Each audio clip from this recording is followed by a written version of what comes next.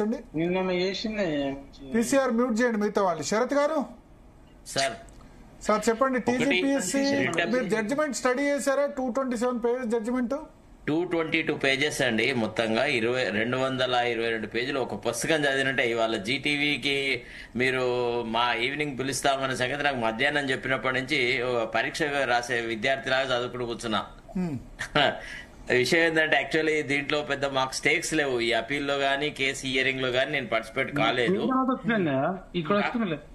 కాకపోతే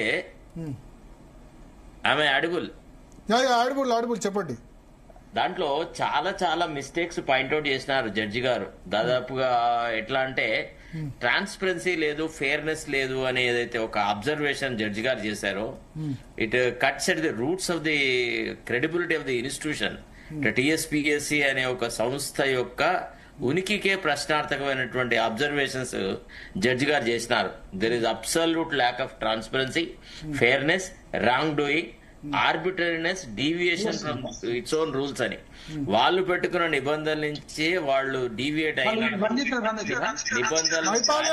మైపాల్ యాదవ్ ప్లీజ్ మీరు మాట్లాడొద్దు, ఇక్కడ లైవ్ నడుస్తుంది. మీరు మ్యూట్ తర్వాత మైపాల్ యాదవ్ తర్వాత మాట్లాడండి. ఎస్ శరత్ గారు. సో ఈ ఒపేక్ గా ఉంది అనేటువంటి ఏదైతే అబ్జర్వేషన్ కోర్టు నుంచి వచ్చిందో, అఫ్ కోర్స్ వాళ్ళు డివిజన్ బెంచ్ కు పోతారు కాక, లేకపోతే ఇంటర్మ్ సస్పెన్షన్ తెచ్చుకుంటారు, లేకపోతే పరీక్షా విధానంలో చాలా మంది అర్హులైనటువంటి వ్యక్తులకు సరైన అవకాశం రాలేదంటారు.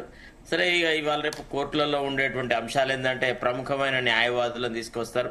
అట్లా విద్యార్థుల గొంతు నొక్కేటువంటి అవకాశాలు ఉన్నప్పటికీ, but at the end of the day ఒక ఆర్డినరీ వ్యక్తి ఎవరైనా ఒక పరీక్ష రాసే వ్యక్తికి మాత్రం ఇప్పుడున్న వ్యవస్థ ఏ రకమైన నమ్మకాన్ని కలిగించట్లేదు సార్. అదొకటి బాధాకరమైన విషయం. ఎప్పుడైతే అతను మహేందర్ రెడ్డి గారిని తీసుకొచ్చినారో, అతను ఒక పోలీస్ ఆఫీసర్, రిటైర్డ్ డీజీపీ, తర్వాత తర్వాత ఇట్లాంటి వ్యవహారాల్లో కొంత అవగాహన ఉన్న వ్యక్తి, తర్వాత అవినీతి అక్రమాలను కట్టడి చేస్తాడు, అది ఇదని చాలా గొప్పగా ఒక ప్రొజెక్షన్ ఇవ్వడం జరిగింది. దశలో అంటే ఆనెస్ట్లీ స్పీకింగ్ నేను కూడా మహేందర్ రెడ్డి గారి అభ్యర్థిత్వాన్ని మద్దతు ఇచ్చిన వ్యక్తిని.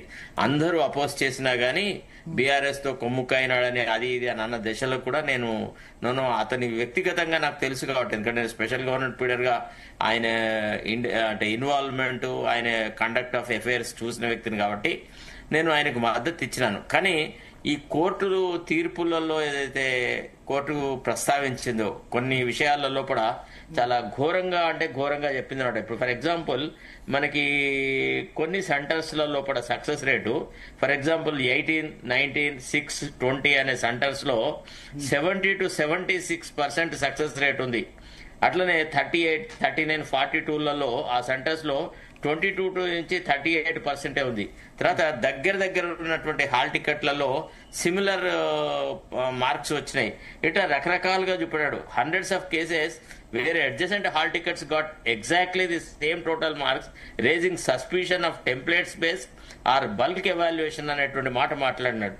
తర్వాత ఎవాల్యుయేషన్ లో కూడా retired faculties, even tutor from a private coaching institution was involved in the evaluation process అన్నారు. అంటే ఇదన్నీ నైతిక విలువలకు సంబంధించిందండి. ఒక ఎగ్జామినింగ్ బాడీకి ఇంత అంటే ఒక అవకతవకలను ఆపాదించగలిగితే, ఆ అవకతవకలు కోర్టు సత్యమని ఒప్పుకున్న తర్వాత ఇప్పుడు డివిజన్ బెంచ్కి వెళ్ళినా ఈ హార్డ్ ఫ్యాక్ట్స్ ని నెగ్లెక్ట్ చేయలేదు కదా.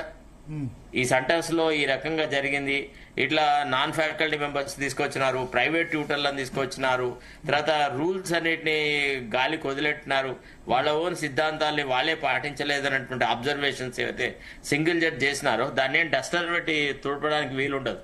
తర్వాత ఇప్పుడు మన దగ్గర రిట్ అపీల్ అంటే కొద్దిగా ఒక విషయం, రెండు విషయాలు. ఒకటి, పేపర్ వాళ్ళు ఏమంటారంటే పేపర్ లీక్ వేరే అంశం, వాల్యుయేషన్ సంబంధించి టీజీపీఎస్సీ సభ్యులు చూడరు కదా వాల్యుయేషన్, వాళ్ళు ఏం వాల్యుయేషన్ చేశారో అది వాల్యుయేషన్ సంబంధించి ఎగ్జామినర్ రెస్పాన్సిబిలిటీ అవుతుంది తప్ప దీనిలో టీఎస్పీఎస్సీ టీజీపీఎస్సీ క్రిమినల్ నెగ్లిజెన్స్ కాదు కదా. నెగ్లిజెన్స్ లో కూడా రెండు రకాలు, క్రిమినల్ నెగ్లిజెన్సీ, రెండోది ఈ విధంగా. సో ఆ బేసిస్ మీద ఆర్గ్యుమెంట్ మీద ఫిట్ అవ్వదా డివిజన్ బెంచ్ దగ్గర, సుప్రీంకోర్టు దగ్గర? భరత్, నన్ను కన్క్లూడ్ చేయనియాలి ఒక విషయం. ఇప్పుడు ఎట్లుంటుందంటే, ఇప్పుడు టీఎస్పీఎస్సీ అనేది ఒక సంస్థ. అన్ని బాధ్యతలకి వాళ్లే బాధ్యులు. ఇప్పుడు పరీక్ష సెట్టింగ్ అనుకోండి, ఎవాల్యుయేషన్ అనుకోండి, కాండక్ట్ ఆఫ్ ది ఎగ్జామినేషన్ అనుకోండి, తర్వాత ఇతర ఇర్రెగ్యులారిటీస్ హాల్ టికెట్ ఇష్యూయన్స్ అనుకోండి, ఇవన్నిటికీ టీఎస్పీఎస్ఏ మూల స్తంభం. టీఎస్పీసీఏ ఎప్పుడు కూడా తన బాధ్యతను విస్మరించజాలదు. అది ఏ రకం కూడా సాధ్యం కాదు. ఇప్పుడు వాళ్ళు చెప్పినటువంటి ఈ అంశాలను ఎట్లా ఆన్సర్ ఇస్తారు?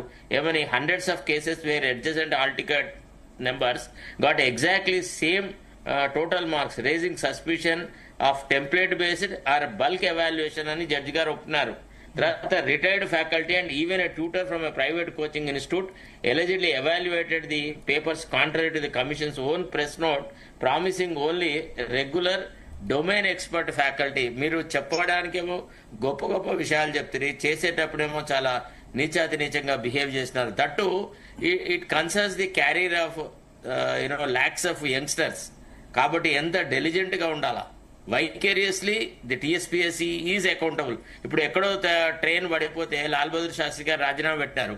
మరి లాల్ బహదూర్ శాస్త్రి గారు ట్రైన్లో నడపలేదు, ట్రైన్లను డిసైడ్ చేయలేదు, ఇది పోవాలా అది పోవాలా, ఇక్కడ పడాలా అక్కడ పడాలి అంటే. అట్లానే నితీష్ కుమార్ కూడా ఒక ట్రైన్ యాక్సిడెంట్ ను దృష్టిలో పెట్టుకుని రాజీనామా పెట్టినారు. అంటే ప్రజా జీవితంలో బాధ్యత అనేది ఒక ఇంపార్టెంట్ ఆస్పెక్ట్స్. ఇది ఒక రకంగా it's a blot on the manner in which the examination.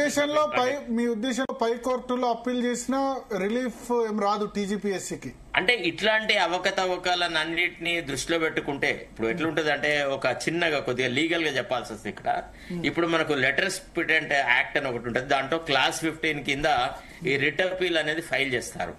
దాంట్లో ఏముంటుందంటే, ఒకవేళ సింగిల్ జడ్జి ఏదైనా ఒక కన్క్లూజన్ ఇస్తే ఆ కన్క్లూజన్ లో ఏ రకమైన బేసిస్ లేకుంటేనే డివిజన్ బెంచ్ ఇంటర్ఫేర్ అవుతుంది. ఒకవేళ based on certain criteria single judge ఒక అబ్జర్వేషన్ చేస్తే దాన్ని సబ్స్టిట్యూట్ చేసే అధికారం డివిజన్ బెంచ్ కు ఉండదు. ఇప్పుడు ఎట్టి పరిస్థితుల్లో కూడా డివిజన్ బెంచ్ ఈ విషయాలను ఎట్లా చెప్తుంది? స్పెసిఫిక్ సెంటర్స్ అయినటువంటి 18, 19, 6, 20 వాటిలలో 70 to 75% సక్సెస్ రేట్ ఉంది. తర్వాత 38, 49, 42లలో ఓన్లీ 22 to 38% వచ్చింది అనేటువంటి అంశాన్ని వాళ్ళు ప్రస్తావించారు కదా. దాని తర్వాత దాన్ని ఎట్లా ఇది చేయగలరు? తర్వాత ఇప్పుడు నెంబర్ ఆఫ్ క్యాండిడేట్స్ వచ్చేసేసి 21,075 అని ఒకటి, 21,085 అని ఇంకోటి, ఇట్లా డిస్క్రిపెన్సీస్ ఉన్నది. తర్వాత మెయిన్ ఎగ్జామినేషన్ కి ప్రిలిమినరీ ఎగ్జామినేషన్ కి ఒకే హాల్ టికెట్ నెంబర్ ఇవ్వాలా, అట్లాంటిది వేరు వేరు నెంబర్లు ఇచ్చినారు. ఇట్లాంటి ఇర్రెగ్యులారిటీస్ ని ఎంత అంధుడైన ఈవెన్ ధృతరాష్ట్రుడు కూడా ఈ తప్పులను క్షమించడని నా ఉద్దేశం.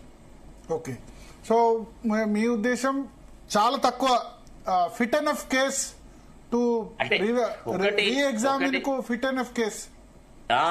ఒకటి ఏంటంటే, ప్రభుత్వము భేషజాలకు పోవద్దు, అనవసరమైన సమస్యలు సృష్టించుకోవద్దు. దీన్ని విద్యార్థుల యొక్క నమ్మకంతో ఆటాడుకోకుండా జడ్జి గారు ఇచ్చిన తీర్పాటాన్ని కొంతమంది ఎక్స్పర్ట్స్ ద్వారా ఇతరుల ద్వారా ఆలోచించి, ఒకవేళ సింగిల్ జడ్జి ఇచ్చిన జడ్జిమెంట్ లో 60 to 70% అబ్జర్వేషన్స్ కరెక్టే అని ఉన్నాయి అనుకుంటే, అపీల్ వేయకుండా మళ్ళీ సిస్టమ్ ని రీజువనేట్ చేసేసి ఒక కొత్త పద్ధతిలో విద్యార్థుల నమ్మకాన్ని కొనుక్కోవాలా, ఆ రకాన్ని పొందాలి తప్ప ఈ చెత్త రిట్టపీలు వేసి ఇంకా వేరే ఢిల్లీ నుంచి అడ్వకేట్లను తీసుకొచ్చి వాళ్లకు లక్షల రూపాయలు డబ్బులు కట్టి ఇదంతా సర్వనాశనం. అసలు మీరు గమనిస్తున్నారో లేదో, ఢిల్లీ అడ్వకేట్లను పెట్టి టీఎస్పీఎస్సీ కేసు ఆర్గ్యుమెంట్ చేయించినారు. మరి ఇక్కడ advocate general, additional advocate general ఇంత పెద్ద సెటప్ పెట్టి రోజువారీ పర్ అపియరెన్స్ 10,000 రూపీస్ ఇస్తారు అడ్వకేట్ జనరల్ కి. ఏ కేసులో ఒక్కసారి ఇట్లా ముఖం చూపెట్టిపోతే చాలు, ఆ రోజు కేసు ఆర్గ్యుమెంట్ చేసినా చెయ్యకున్నా జడ్జి గారికి ఆయన ముఖం కనబడితే 10,000 ఇస్తారు. కొన్ని సందర్భాలలో ఆయన పోకున్నా ఆయన తరఫున వేరే వాళ్ళు అపియర్ అయినా 10,000 ఇస్తారు. ఇట్లా రోజు ఇన్ని డబ్బులు మనం ఖర్చు పెడుతూ ట్యాక్స్ పేయర్స్ మనీలో మనం ఏం సాధించినట్టండి? ప్రజల నమ్మకాన్ని కోల్పోయిన తర్వాత ఒక ఇన్స్టిట్యూషనల్ డిగ్నిటీ, డెకోరం అనేది it is at stake. Okay, so Ashok garu